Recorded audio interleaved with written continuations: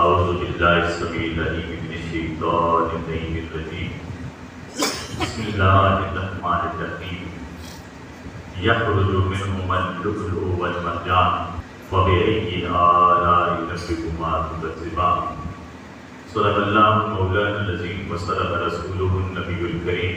نہایت ہی واجب الاحترام بزرگوں، دوستوں، عزیز ساتھیوں، آج کی ہماری گفتگو شبیہ رسول، جگر گوشہ بطول، نور نظر مولائے کائنات، امام ثانی، امام حسن مجتبیٰ علیہ السلام کی شہادت کے حوالے سے گفتگو کریں گے۔ میں نے سورہ رحمان کی آیات مقدسہ کی تلاوت کا شرف حاصل کیا۔ اللہ رب العزت نے فرمایا یخرج منہما اللؤلؤ والمرجان، اور پھر فرمایا فبأي آلاء ربكما تكذبان، کہ میں نے لؤلؤ اور مرجان نکالے ان سمندروں سے، اور اے جن و انس تم اللہ کی کون کون سی نعمتوں کو ٹھکراؤ گے۔ یہ ساری کائنات اللہ رب العزت کی نعمتوں سے بھرپور ہے۔ کچھ کا ہمیں ادراک ہوتا ہے اور کچھ کا ادراک نہیں ہوتا۔ کچھ نعمتوں کا تعلق ہماری ذات سے ہوتا ہے، کچھ ظاہر سے ہوتا ہے، کچھ باطن سے ہوتا ہے۔ بے شمار نعمتوں سے اللہ رب العزت نے انسان کو نوازا ہے، اور کتنی نعمتیں ہیں۔ اللہ فرماتا ہے وَإِن تَعُدُّوا نِعْمَتَ اللَّهِ لَا تُحْصُوهَا، کہ اگر تم میری نعمتوں کا شمار کرنا چاہو تو تم ہرگز انہیں گن نہیں سکتے۔ بے شمار نعمتیں۔ اب یہ جو میں نے قرآن کی آیہ کریمہ پڑھی فَبِأَيِّ آلَاءِ رَبِّكُمَا تُكَذِّبَانِ، یہاں پر اللہ رب العزت ان نعمتوں میں سے دو عظیم نعمتوں کا تذکرہ فرما رہا ہے۔ ایک نعمت ہے نعمت لؤلؤ، اور ایک نعمت ہے نعمت مرجان۔ مفسرین نے لکھا لؤلؤ کیا ہے اور مرجان کیا ہے۔ لؤلؤ سبز رنگ کا موتی ہوتا ہے، اور مرجان سرخ رنگ کا موتی ہوتا ہے۔ یہ سبز رنگ اور سرخ رنگ اللہ رب العزت نے ان دو موتیوں کا ذکر فرما کر فرمایا تم کون کون سی نعمتوں کو جھٹلاؤ گے۔ تفسیر کی طرف جائیں تو مفسرین نے جہاں بہت ساری تفاسیر لکھی، ان میں ایک تفسیر یہ بھی ہے کہ لؤلؤ سے مراد حضرت امام حسن ہے، اور مرجان سے مراد حضرت امام حسین۔ یہ دو نعمتیں جو اللہ نے بے شمار نعمتیں عطا فرمائیں، ان میں سے یہ دو عظیم نعمتیں جنہیں ہم اہل بیت اطہار کہتے ہیں۔ گویا کائنات کی بے شمار نعمتوں میں سے اہل بیت اطہار اور یہ دو شہزادے اللہ رب العزت کی عظیم نعمتیں ہیں۔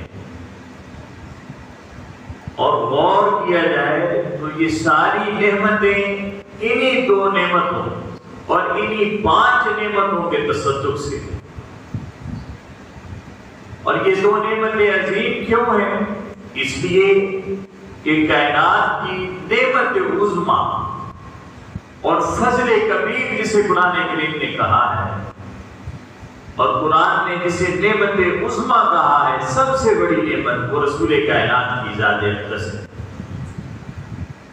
اور یہ جو 4 تن ہیں، علی و فاطمہ و حسن و حسین، یہ اہل بیت نبوت، یہ اسی نعمت عظمیٰ کا تسلسل ہے۔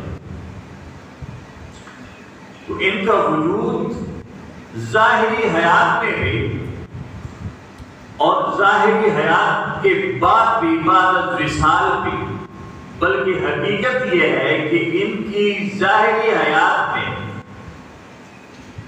سیدہ کائنات کے آنگن میں آنے سے پہلے بھی ان کا وجود کائنات کے لیے ایک نعمت تھا، اور حیات کا وجود کائنات کے لیے، کائنات والوں کے لیے ایک نعمت تھا، نعمت عظیم اور نعمت عظمی تھا، اور بعد الوصال بھی ان کا وجود ہے مخلوق کائنات کے لیے نعمت ہے۔ اب کسی نے اس نعمت پر شکر ادا کیا اور کسی نے اس نعمت کا کفران کیا۔ جو اس نعمت کو سمجھ گئے اللہ رب العزت نے انہیں مقام اور مرتبے عطا فرمائے، اور جو اس نعمت کو نہ سمجھ سکے رب تعالیٰ نے اس کائنات میں بھی انہیں ذلیل کیا، اور اگلے جہان بھی، اگلی دنیا میں بھی وہ ذلیل اور رسوا ہوں گے۔ تو دوستان جی وقار، آج اس نعمت عظیم، نعمت عظمی کے تسلسل میں سے ایک عظیم ہستی جسے ہم امام حسن علیہ السلام کے نام سے جانتے ہیں، سیدہ کائنات کے آنگن میں جب یہ لؤلؤ نمودار ہوا تو اعلان ہوا یخرج منہ اللؤلؤ، کہ لوگوں کائنات میں آمنہ کے آنگن میں مولا کائنات کے در دولت پر آج ایک لؤلؤ، آج ایک شہزادہ پیدا ہوا ہے، جس کا نام جب وہ پیدا ہوا تو رسول کائنات کو خبر ہوئی، آقا گھر کے حضرت فاطمہ الزہرا علیہ السلام نے گود میں لیا حضرت امام حسن کو، پوچھا علی اس کا نام کیا رکھا ہے؟ مولا کائنات عرض کرنے لگے کہ یا رسول اللہ، آپ کے ہوتے ہوئے میری کیا مجال کہ میں اس کا نام رکھ سکوں، آپ نام رکھیں۔ تو رسول کائنات فرمانے لگے کہ پھر اللہ کے ہوتے ہوئے میں خود اس کا نام کیوں رکھوں؟ یہ بات ہو رہی تھی کہ جبریل امین تشریف لائے، سلام عرض کیا اور عرض کرنے لگے کہ یا رسول اللہ، رب یہ چاہتا ہے کہ اس کا نام شبر رکھ دیا جائے، ہارون علیہ السلام کے بیٹے کی نسبت سے اس شہزادے کا نام شبر رکھ دیا جائے۔ اب دیکھیے محب اور محبوب کی باتیں، کہتے ہیں وہی ہوتا ہے جو اللہ چاہتا ہے۔ ہمارا عقیدہ ہے کہ اللہ وہی چاہتا ہے جو اس کا محبوب چاہتا ہے، یہ ہمارا عقیدہ ہے۔ ہوتا وہی ہے جو اللہ چاہتا ہے، مگر دیکھنا یہ ہے کہ اللہ چاہتا کیا ہے۔ اللہ وہی چاہتا ہے جو اس کا محبوب چاہتا ہے۔ اعلیٰ حضرت نے کہا تھا خدا کی رضا چاہتے ہیں دو عالم، مگر خدا چاہتا ہے رضائے محمد۔ تو رسول کائنات سے جبریل نے عرض کیا کہ یا رسول اللہ، اللہ چاہتا ہے کہ ہارون کے بیٹے کی مناسبت سے اس شہزادے کا نام شبر رکھ دیا جائے۔ میرے آقا فرمانے لگے کہ جبریل نام تو ٹھیک ہے، مگر یہ عبرانی زبان کا لفظ ہے اور میں عربی ہوں، نام کوئی عربی ہونا چاہیے، عبرانی نہیں ہونا چاہیے۔ جبریل پھر واپس گئے کہ محبوب چاہتا ہے کہ یہ نام نہ ہو، کوئی اور نام ہو۔ تو اللہ رب العزت نے پھر دوسرا آپشن دیا کہ محبوب پھر ایک نام ہے جسے میں نے اپنے حسن کے پردوں میں چھپا کر رکھا تھا، وہ دو ناموں میں سے ایک نام اپنے اس شہزادے کا نام رکھ دے، اور اس کا نام وہ کیا ہے؟ کہا اس کا نام پھر حسن رکھ دے۔ اب نام اللہ کی طرف سے سلیکٹ ہو کر آیا ہے، مصطفیٰ نے ریجیکٹ کر دیا ہے، کہا یہ نام نہیں، یہ میری زبان کا لفظ نہیں ہے۔ محبوب اللہ نے فرمایا محبوب ایسے نہیں، تو پھر اس کا نام حسن رکھ دے، وزن بھی ایک ہے، معنی بھی ایک ہے، معنی وہی رکھنا تھا۔ تو حضرت حسن 15 رمضان المبارک 3 ہجری کو، بعض نے 4 اور بعض نے 5 بھی لکھا، بھارت معتبر قول ہے کہ 3 ہجری 15 رمضان المبارک کو آپ کی ولادت ہوئی۔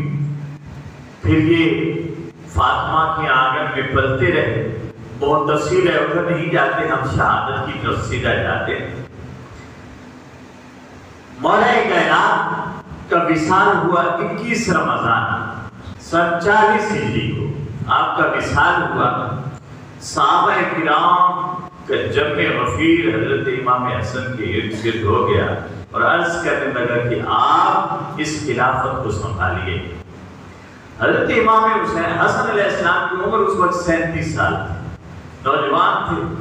ہمارے اس عمر کے نوجوانوں کو کھانے پینے کی بھی سمجھ نہیں ہوتی کہ ہم نے کھانا کیا ہے، پینا کیا ہے، گھر کا معاملات کیا ہوتے ہیں۔ یہ اس خاندان کے خانوادے ہیں کہ جو ابھی بچپن کے دنوں میں ہیں، مگر خلافت کو سنبھالنا اور نظام سلطنت کو چلانا یہ وہ جانتے ہیں۔ تو امام حسن کے ہاتھ پر بیعت ہو گئی۔ امام حسن علیہ السلام خلیفہ مقرر ہو گئے۔ ظاہر ہے بنو امیہ کو علی نہیں بھاتے تھے، حسن نے کیا بھانا تھا، مگر علی کا مقام اور مرتبہ اور سٹیٹس اور تھا، ان کی عمر اور تھی، یہ نوجوان تھے۔ اب انہیں موقع مل گیا مزید فتنہ برداشتیوں کا اور مزید چالیں چلنے کا موقع مل گیا۔ وہ پرانے کھلاڑی تھے، انہیں موقع مل گیا۔ انہوں نے حضرت امام حسن کے لیے عرصہ یاد تک کرنا شروع کر دیا۔ گالیاں پہلے ہی حضرت مولا کائنات کو منبروں پر دی جاتی تھی، پھر ذرا اور زور و شور سے دی جانے لگی، مگر امام حسن ایک بہت بڑا لشکر لے کر جب حضرت معاویہ اور شام کے حکمرانوں کی طرف بڑھے، وہ کیونکہ جانتے تھے سیاست کو، انہوں نے کہا کہ کوئی طریقہ ایسا ہو، وہ سمجھتے تھے امام حسن کے مزاج کو کہ یہ صلح پسند اور امن پسند آدمی ہے، یہ جذباتی نہیں ہے، یہ امن کا خواہاں ہے، صلح کا خواہاں ہے۔ اور پھر رسول کائنات نے ان کی ڈیوٹی اور انہیں عہدہ اور سٹیٹس بھی یہ دے دیا ہے کہ یہ دو مسلمان گروہوں کے درمیان صلح کرائے گا۔ تو انہوں نے پھر دو آدمیوں کو بھیجا خالی کاغذ دے کر کہ جو آپ چاہیں لکھ لیں، ایک صلح نامہ ہم اس پر دستخط کر لیتے ہیں اس لڑائی کو رہنے میں۔ 5 بنیادی شرائط جو حضرت امام حسن نے دیکھی۔ دوسرے جو یار لوگ ہیں وہ کہتے ہیں دیکھو جی انہوں نے خالی کاغذ دے دیا کہ جو چاہے لکھ کے ہم مانیں گے۔ ہم یہ کہتے ہیں، میں مثال آپ کو دے دوں کہ ہمارے یہاں جب شادیاں ہوتی ہیں اور دلہے والے جب لکھوانے لگتے ہیں نا حق میں، تو جی کتنا لکھیں، تو جو تھوڑے اوپر کے لیول کے ہوتے ہیں اور مزاج کے ہوتے ہیں اور مزاج کے، وہ کہتے ہیں لکھ لکھ لے ہوتی، اندر کہہ رہے ہوتے ہیں کیڑا سدے وہاں گھر ویسی کہاں پہ جاتکی کو لو معاف کرا دیس، جو لکھنا ہے لکھ دو۔ یہی چاہت تھی کہ یہ لوگ خالی کاغذ جو لکھنا ہے لکھ دو، ہمیں قبول ہے، ہم نے کون سا ماننا ہے۔ مولا کائنات کے شہزادے نے 5 وہ پوائنٹ لکھے۔ یہ کیونکہ یہاں پوائنٹ بیان کرنا میرا ضروری ہے کہ وہ 5 پوائنٹ کون سے تھے، وہ 5 نکات کون سے تھے جن پر صلح کی گئی۔ انہوں نے کہا ٹھیک ہے، اب پھر آپ نے بنو امیہ کا پورا دور سلطنت دیکھنا ہے اور پھر یہ دیکھنا ہے کہ کیا انہوں نے اس صلح نامے کے مطابق زندگی گزاری اور اس پر عمل کیا کہ نہ کیا۔ تو پھر آپ کو یہ اپنے ماحول میں دیے ہوا اور لکھوایا ہوا حق پر یاد آ جائے گا، جس نے اثر کد نہیں دیتا تو ان کے بعد کرنے ہیں وہ تو ہم لگے آنا ساری جی ایمان سیکھا ٹھہرے ہوتے ایسے ہکلی آنے کے۔ تو وہ بہت ساری معتبر کتابیں، الاستیاب ہے، الاصابہ ہے، البدایہ والنہایہ ہے، فتح الباری ہے، اس طرح کی کتابیں ہیں بے شمار جن میں یہ 5 شرائط تھی۔ پہلی شرط یہ تھی، امام حسن نے جو پہلی شرط لکھی اور لکھوائی، کہا حضرت معاویہ ان پر یہ لازم ہوگا کہ وہ جو قانون لاگو ہوگا وہ قرآن حدیث اور خلفائے راشدین کی سنت کے مطابق ہو۔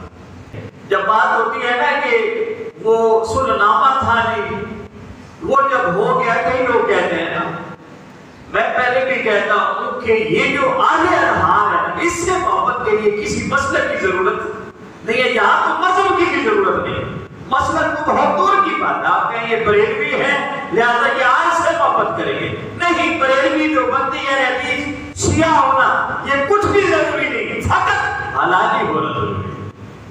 آل بیت سے محبت کے لیے وہ کسی بھی نسل کا ہو سکتا ہے، کسی بھی مسلک کا ہو سکتا ہے، کسی بھی مذہب کا ہو سکتا ہے، حلالی ہوگا آل اطہار سے محبت کرے۔ تو کہا پہلا پوائنٹ یاد رکھیں، کیا کہ حضرت معاویہ پر لازم ہوگا کہ وہ نظام سلطنت قرآن، حدیث اور خلفائے راشدین کے بنائے ہوئے اصولوں کے مطابق نظام سلطنت چلائیں گے۔ ان کے یعنی قرآن کے مطابق ہوگا، حدیث کے مطابق فیصلہ ہوگا، اور خلفائے راشدین جس طرح کے مطابق چلا رہے تھے ایسے فیصلہ ہوگا۔ تو یہ آگے تفصیل ہے کہ اس میں کسی کے مطابق بھی الا ماشاءاللہ فیصلہ نہ ہو، یعنی ان کا خلفائے راشدین کا معمول یہ تھا کہ اگر وہ کسی علاقے پر جنگ بھی کرتے تھے، چڑھائی بھی کرتے تھے، تو اپنی فوج کو بتا دیتے تھے بچوں کو نہیں چھیڑنا، عورتوں کو ہاتھ نہیں لگانا، بوڑھوں کو نہیں چھیڑنا، کسی بھی عمر کا بوڑھا ہے، کسی بھی مذہب سے تعلق رکھتا ہے، اسے تکلیف نہیں دینی، کسی کے چہرے کو، کسی کے ناک کان ہونٹوں کو نہیں کاٹنا، اور جو ان کی فصلیں کھڑی ہیں ان کی فصلوں اور ان کے جانوروں کا بھی خیال رکھنا ہے، انہیں بھی برباد نہیں کرنا۔ یہ خلفائے راشدین کا معمول تھا۔ جب بھی وہ فوج بھیجتے تھے وہ یہ بتا کر بھیجتے تھے کہ خبردار بچوں کو، عورتوں کو، بوڑھوں کو اور کسی بھی مذہب کے رہنمائیں انہیں چھیڑنا نہیں ہے، ان کی فصلوں کو، ان کے جانوروں کو کہیں تباہ برباد اور خراب نہیں کرنا۔ اور آپ دیکھیں حضرت جب آئے حضرت معاویہ تو ایک بسر بن ارطاق نامی ایک صحابی تھا، اور کہتے ہیں تاریخ کہ اس نے صرف کلمہ پڑھا ہے، بس اتنا اس نے ایک کام نے کیا۔ کیا کیا ہے؟ کلمہ پڑھا ہے، مسلمان ہوا ہے، بس یہی اس سے نیکی ہوئی ہے۔ اس کے بعد زندگی اس نے گزار دی ہے، 70-80 سال کی زندگی اس سے بھی زیادہ گزار دی، مگر ایک کام بھی ڈھنگ کا نہیں کیا۔ جب بھی تلوار اٹھی ہے معاویہ کے حکم میں اٹھی ہے، علی کے خلاف اٹھی ہے۔ اس نے سینکڑوں صحابہ کرام کو قتل کیا، جس میں اصحاب بدر بھی شامل تھے، اصحاب حدیبیہ، صلح حدیبیہ والے بھی شامل تھے، جلیل القدر صحابہ کرام کو قتل کیا۔ بسر بن ارطاق نے حضرت معاویہ کے کہنے پر کہ جاؤ یمن سے شروع ہو جاؤ اور پورا عرب گھوم جاؤ، جہاں علی کی اولاد ملے یا علی کے چاہنے والے ملے، کسی اجازت کی ضرورت نہیں، اجازت ہے اسے تو قتل کر سکتا ہے، اور وہ قتل کرتا تھا۔ یعنی جب نظام سلطنت سنبھالا، کسر پہلے بھی کوئی نہیں چھوڑی تھی، اب اس کے بعد اور بہت آگے نکل گئے، آل اطہار کو تکلیفیں دینے لگے، آل اطہار کے چاہنے والوں کو تکلیفیں دینے لگے۔ یہ ایک شرط جس پر عمل نہ ہوا، مگر اس وقت مان لیے۔ دوسری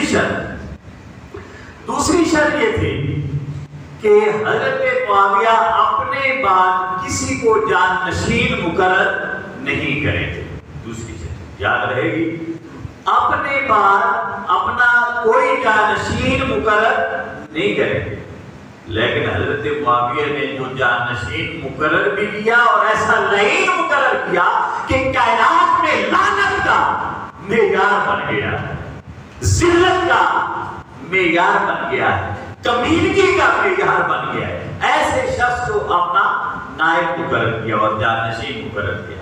یہ بھی اس وقت مانی ہوئی تھی، بعد میں کچھ عرصہ چلی تو جب جانے کی تیاری ہوئی انہوں نے یزید کو اپنا جانشین بنا دیا۔ اب مولوی پاک بولتے ہیں کہ یزید کو جانشین بنایا ہے، یزید کو برا کہو گے تو یہ حضرت معاویہ کی تربیت پہ اصل حرف جائے گا۔ کس پر؟ بھیا آپ صحابی پر کو برا بھلا کہہ رہے ہیں، میرے جو کتب سے اس تربیت کی گئی۔ میں کہتا ہوں قرآن میں حضرت نوح علیہ السلام اپنے بیٹے سے بات کر رہے ہیں، اتنے میں درمیان میں موج آ جاتی ہے اور حضرت نوح علیہ السلام حضرت باری تعالیٰ کی بارگاہ میں عرض کرتے ہیں مولا یہ میرا بیٹا ہے، اور اللہ فرماتا ہے اِنَّهُ لَيْسَ مِنْ أَهْلِكَ، یہ تیرا بیٹا نہیں ہے، جمع ہونے کا نہیں ہے تیرا یہ بیٹا۔ کیوں؟ اِنَّهُ عَمَلٌ غَيْرُ صَالِحٍ، کیونکہ یہ بد کردار ہے اور اس کا کوئی عمل بھی نیک نہیں ہے، اس لیے تیرے پر گیا ہی نہیں، تیرا بیٹا ہے نہیں۔ یہ تو روح کی بات کر رہا ہوں، یہاں تو معاملہ ہی اور ہے نا، معاملہ ہی اور۔ جس آگ کو لگایا ہی حضرت معاویہ نے ہے، اس آگ کو آپ کہیں کہ یزید پر نہ آنے دیں کیونکہ حضرت معاویہ پر اعتراض ہوگا، یہ تو ایک الگ سی بات ہے جسے کوئی اگلے سلیم ماننے کے لیے تیار ہے۔ تو یہ دوسرا صلح کا پوائنٹ تھا کہ اپنے بعد کسی کو جانشین مقرر نہیں تھا، سمجھا رہی ہے نا۔ تیسرا پوائنٹ تھا کہ حضرت علی المرتضیٰ رضی اللہ تعالیٰ کہ جو لوگ تھے آپ کے سپاہی تھے، آپ کے چاہنے والے تھے اور آپ کے فوجی تھے، لشکری تھے، آپ کے شیعہ تھے، شیعہ علی تھے، انہوں نے کیونکہ صلح کر دی ہے اور ہتھیار ڈال دیے ہیں، لہذا اب انہیں تکلیف نہیں دے، ان سے انتقام نہیں لینا۔ تو انہوں نے کیا کیا؟ حضرت حجر بن عدی نے جو علاقہ فتح کیا تھا نا، وہاں جا کر انہیں قتل کیا۔ یہ بدلہ نہیں لیا جا رہا، بدلہ نہیں لیا جا رہا، صلح میں لکھا ہوا ہے نہیں لینا، کہا اپنی مرضی سے لکھ دو، جو لکھو گے ہمیں تسلیم ہوگا، کیونکہ ہم نے کرنا ہی نہیں ہے، ہم نے وہ ماننا ہی نہیں ہے۔ ادھر صلح نامہ لکھا جا رہا ہے کہ ایسا نہیں کرنا۔ حجر بن عدی کو پکڑا، بہت کفیل جثہ تھے وہ، اور ان کی قبر کشائی ہوئی تھی کچھ سال پہلے۔ وہ جو قبر کشائی کے دوران انہیں جب کھولا گیا ان کی قبر، تو یہاں پر انہیں ایک بار لگا ہوا تھا ماتھے پر۔ جب وہ قبر کھلی تو ماتھے پر اسی طرح خون رہا۔ محمد کے غلاموں کا کفن میلا نہیں ہوتا۔ دوستو آپ یہ نیٹ دیکھتے ہیں، آپ لکھیں حجر بن عدی، ان کے چہرہ انور، ان کی شکل اور ان کے چہرے سے بہتا ہوا خون جو تلوار لگی تھی، وہ خون آپ کو رواں رواں نظر آئے گا۔ یہ کچھ سال پہلے کچھ سالوں کی بات ہے، آپ دیکھیں، آپ ضرور جن کے پاس موبائل لکھنا حجر بن عدی، تو ان کے جو میت ہے وہ سامنے آ جائے، انہیں وہاں سے منتقل کیا گیا۔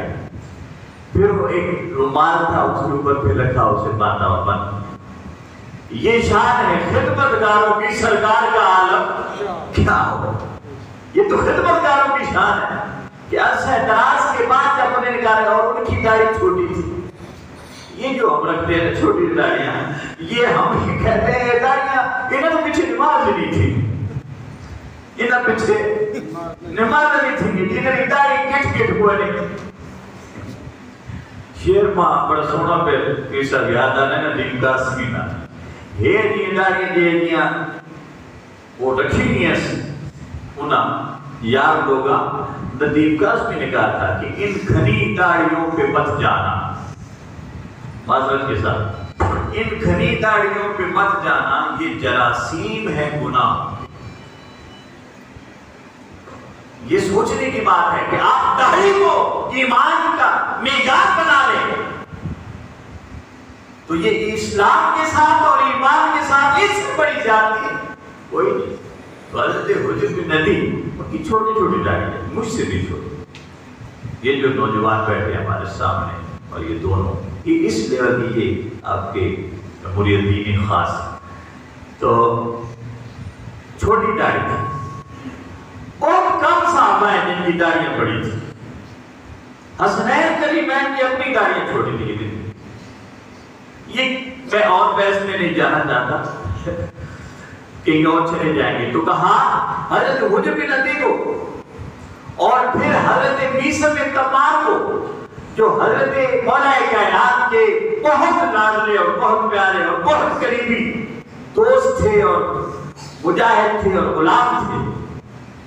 حضرت معاویہ کے سامنے جب انہیں کیا گیا تو انہوں نے کھل کر بتایا کہ مجھے مولا کائنات نے فرمایا تھا کہ یہ جو درخت ہے اس درخت کے ساتھ تیری لاش کو لٹکایا جائے گا۔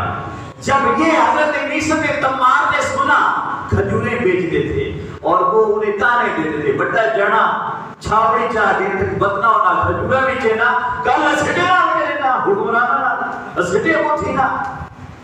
یہ جو ہے نا میں ہمارے اندر آ رہے ہیں، وہ بدنا کل بدنا چھاپڑی چاہیے دکھو کھجورہ بیچے نا بدنا تکلنا ابو آسان تھی نا۔ تو حضرت میثم بن تمار کے حضرت میثم بن روایات میں آتا ہے کہ جب حضرت علی نے فرمایا کہ یہ وہ درخت ہے جس درخت کے ساتھ تجھے لٹکایا جائے گا اور تو بولے گا میری شان میں اور وہ بدبخت تیری زبان کاٹ دیں گے، پھر بھی تو باز نہیں آئے گا۔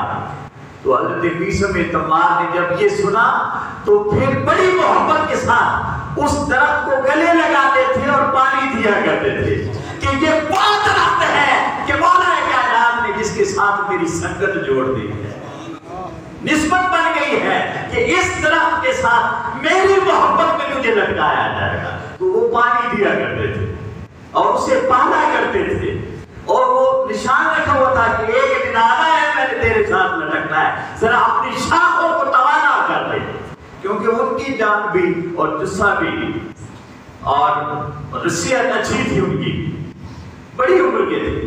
انہوں نے زبان کاٹی تو یہ پھر ادھر لٹکایا گیا، انہیں شہید کیا گیا اے مولا کائنات کے بتانے کے مطابق۔ یعنی انہوں نے کہا کہ چھیڑنا نہیں انہیں، انہوں نے کہا چھوڑنا نہیں، بس یہ قوم میں بدل دیا۔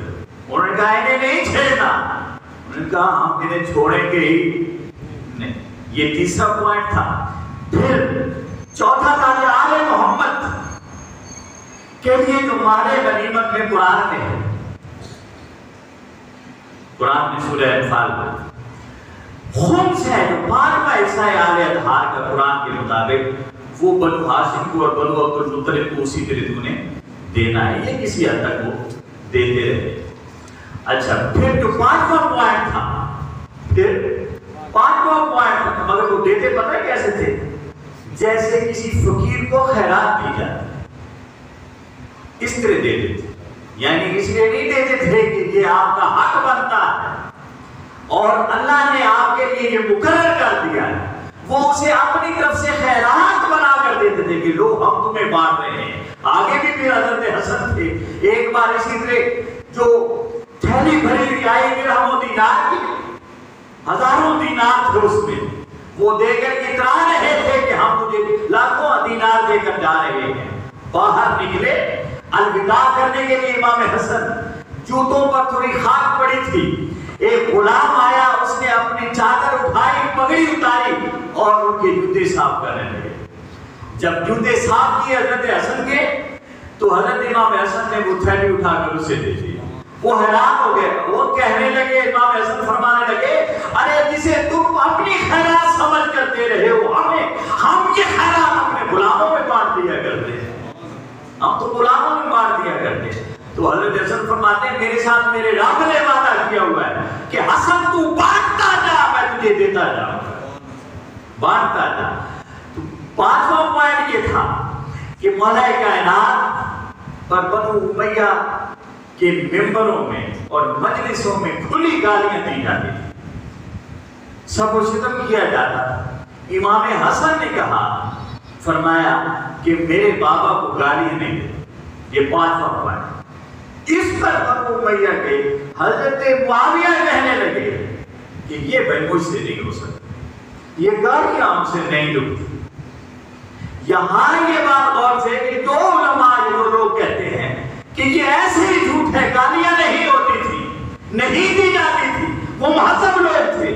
تو وہ مہذب تھے تو امام حسن جن کے گھر سے تہذیب چلتی ہے، اگر گالیاں نہیں دی جاتی تھی تو امام حسن کیوں کہہ رہے ہیں کہ پھر میرے بابا کو گالیاں نہیں دینا؟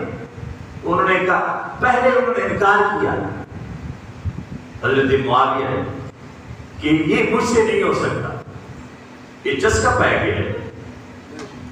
دیکھو میں پیچھے غیبت میں دو ترے جو میں بولے لیکن ایک ذرا اپنے آپ سوچو میں سے مل کہ ایسا غیبت چھوڑا دسو نہیں چھوڑا، کیونکہ چسکا ایک سواد ہے، ایک سواد ہے، سواد چھوڑنا وہ کون؟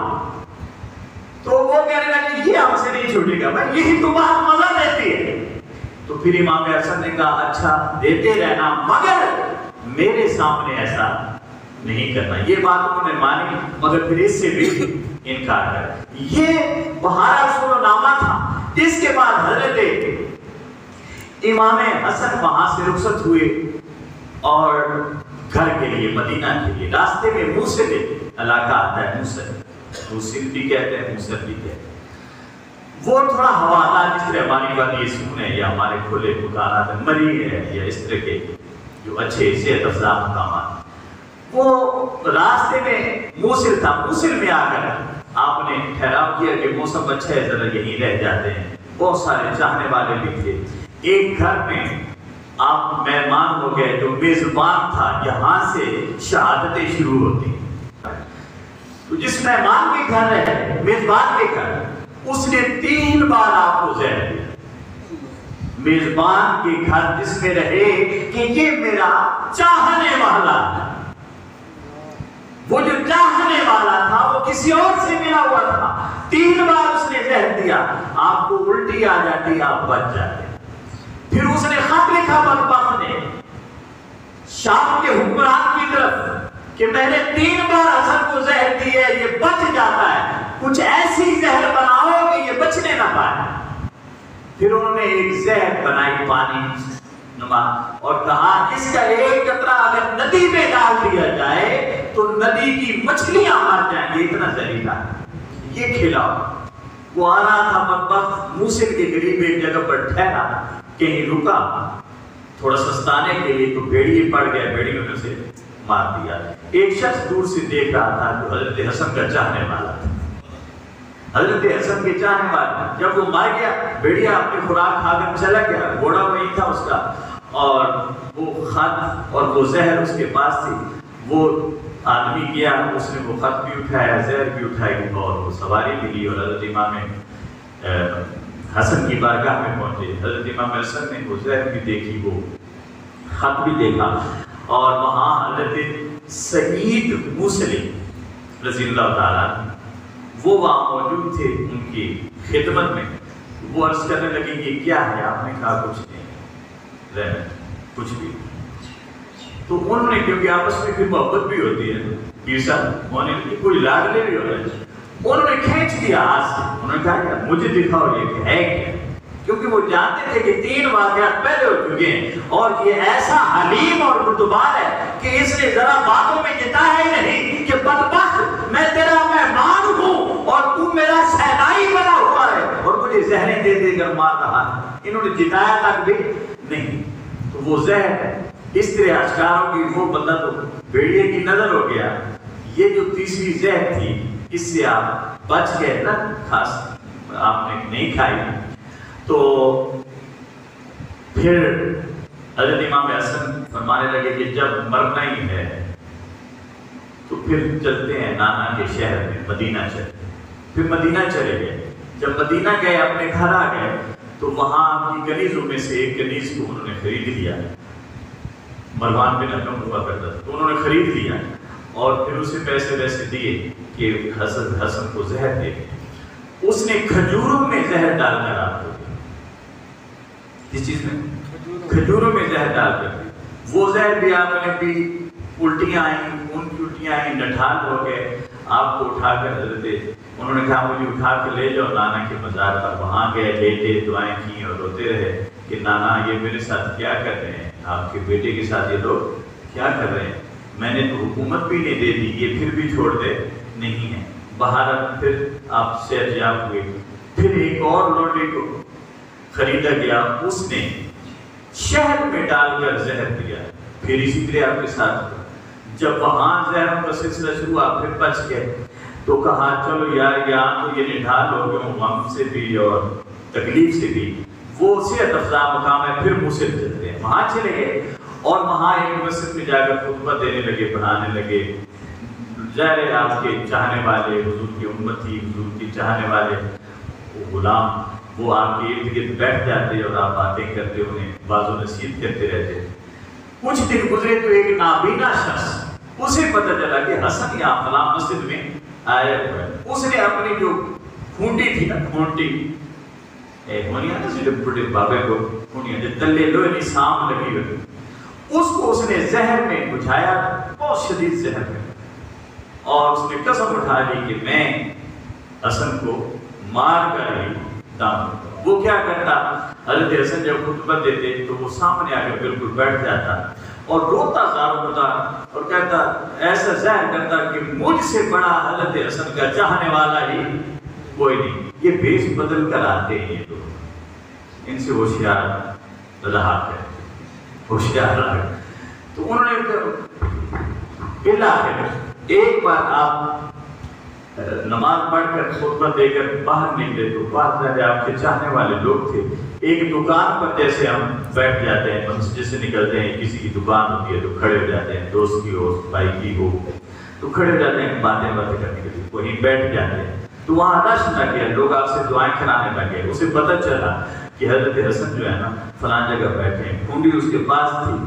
وہ دور سے کدھر ہے حسن، مجھے خبر ملی ہے حسن آ گئے ہیں، میں دیوانہ ہوں، میں شیطانی ہوں، میں ان سے ملنا چاہتا ہوں۔ وہ واویلیاں اس نے ماری۔ بلاتا ہوا امام حسن فرمانے لگے کہ راستہ چھوڑو یار، یہ نابینا ہے، اس بیچارے کو مجھے ملنے دو۔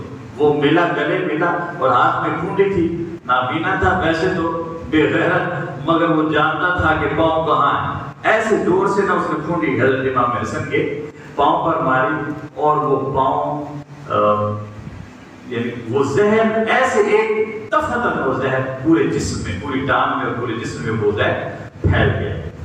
تو آپ پھر ذرا نڈھال ہو گئے، الٹیاں آنے لگی، کچھ علاج کے بعد پھر تھوڑا سا سنبھلے تو کہا یار مرنا ہی ہے تو پھر ادھر ہی چلتے ہیں، پھر مدینہ چلے گئے۔ جب پھر مدینہ پہنچے تو وہاں پھر آپ کے لیے زہر کا اہتمام کیا گیا، اور آپ پھر اتنے محتاط ہو گئے آپ کے خادمین کے، رات کو جب سوتے تھے تو سراہی کے اوپر کپڑا باندھ کر اوپر یہ جو ہم لاکھ لگاتے ہیں، یہ ڈاک جس طرح جاتی تھی، مہر بند کرتے تھے، وہ مہر بند کرتے تھے، پھر وہ پانی صبح اٹھ کر وضو وغیرہ کرتا اور پینا۔ اتنی احتیاط جب بتائی کہ انہیں کہ اب تو حسن اتنی احتیاط کرنے لگا ہے، تو انہوں نے پھر ایک اور زہر تیار کی جو اتنی باریک بنائی کہ اس موٹے کپڑے سے خود بخود اوپر ڈالے تو وہ نیچے اتر جائے پانی۔ وہ پھر ایک لوٹے کے ذریعے وہ زہر اتروائی گئی اندر۔ صبح اٹھے تہجد کے لیے، سراہی کھولی، سراہی ٹھیک پڑی تھی، سراہی کھولی انہوں نے تو وہ کیونکہ مہر لگی ہوئی تھی، لاک ہوئی ہوئی تھی، تو انہوں نے ظاہر تسلی کے ساتھ پانی جب منہ میں ڈالا تو وہ پانی فوراً اثر کر گیا اور اندر سے آنتوں کے اور جگر کے ٹکڑے نکلنے لگے تھے، اتنا شدید زہر تھا۔ حضرت امام حسین کو بلایا، حضرت زینب کو بلایا، باقی سب گھر والوں کو بلایا، تو حضرت امام حسین کہنے لگے کہ بھائی یہ تو بات ہے، اس میں زہر کیسے جا سکتی ہے؟ وہ کھینچنے لگے تو حضرت امام حسن نے اسے زمین پر پھینکا نا، اور سراہی کو وہ ٹوٹ گئی اور زمین کی جس جگہ پر گئی وہ زمین ابلنے لگی اور پھٹنے لگی، اتنا شدید زہر تھا۔ پھر حضرت امام حسن نے کہا کہ اب بس یہ آخری بار ہے، 6 بار سے پہلے زہر دی جا چکی ہے اور ایک تاریخ میں ہے 72 بار دی ہے زہر انہوں نے۔ جو حضرت امام حسین کے ساتھ 72 تن شہید ہوئے تھے، ادھر اکیلا حسن 72 بار شہید ہوا ہے، اکیلا حسن۔ تو اس کے بعد پھر حضرت امام حسن کی ظاہری شہر کے ساتھ نصیحتیں وغیرہ کی، ملے سب خاندان والوں کو، پھر آپ کا وصال ہو گیا 28 سفر کو، کل جو دن آنے والا ہے۔ 28 سفر کو آپ کو وصال ہوا، 47 سال آپ کی عمر تھی۔ جب وصال ہوا انہیں دفن کرنے لگے تو آپ نے حضرت امام حسین سے کہا کہ اگر کوئی فساد وغیرہ ہو تو مجھے عام مسلمانوں کے عام قبرستان میں دفن کر دینا، جنت البقیع میں، ورنہ اگر امن کی صورتحال ہو تو پھر روضہ رسول میں دائیں جانا مجھے دفن کر دینا۔ مگر جب آپ کی میت اٹھائی گئی تو بروانیوں نے بارش کرتی نیزوں کی ایک جنگ کی کیفیت بن گئی۔ امام حسین علیہ السلام نے اسے کور کیا، حضرت عبداللہ بن عباس تھے، تو پھر انہیں باہر جنت البقیع میں دفن کیا گیا۔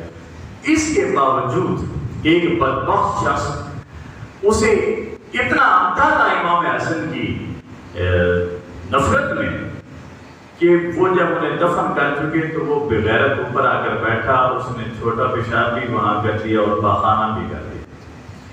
یہ آل اطہار کے ساتھ ہوتا رہا، لیکن اللہ رب العزت نے اسے سزا کے دی کہ ادھر وہ فارغ ہوا، ادھر اس کی زبان کتے کی زبان ہو گئی، وہ بولتا تھا تو بھونکتا تھا، پھر اسی میں موت آ گئی اسے جب دفن کیا گیا تو قبر سے بھی بھونکنے کی آواز آئی۔ تو یہ شہادت کا میں نے تھوڑا سا یہ ذکر کر پایا ہوں آپ کے سامنے۔ یہ تفصیل ہے بہت ساری کتابوں میں، کس طرح اور کس طریقے سے کس انداز سے آپ کو ذہن دیا گیا۔ سلطنت لے لی پھر بھی چین سے رہنے نہیں دیا، تو ہوتی آئی ہے کہ علی کی اولاد ہو یا علی کے چاہنے والے ہوں، بنو امیہ کا کوئی فرد انہیں کبھی بھی کسی موسم میں بھی، کسی علاقے میں بھی، کسی دور میں بھی انہیں برداشت نہیں کر سکتے۔ دوستان نے کہا ہم مقدر والے ہیں کہ اللہ رب العزت نے آل اطہار کی محبت نصیب فرمائی، ان کی مودت نصیب فرمائی ہے۔ انہوں نے جس سنگینی میں اور جس تنگ حالات میں انہوں نے زندگیاں گزاری ہیں، ایک ایک کو پڑھیں تو سمجھ آ جاتی ہے کہ یہ لوگ کیسے انہوں نے زندگیاں گزاری۔ مسجد نبوی ساتھ ہے، دروازہ مسجد نبوی میں کھلتا ہے، مگر 10 سال وہیں بیٹھے رہے اور مسجد میں جانے کی اجازت نہیں تھی، گھر نماز پڑھتے تھے۔ وہ جن کی مسجد اپنی ہے انہیں مسجد میں جانے نہیں دیا جاتا تھا۔ اللہ رب العزت ہمیں آل اطہار کی محبت نصیب فرمائے۔ یہ کتاب تھوڑی سی معلومات تھی، انہیں یاد رکھا کریں۔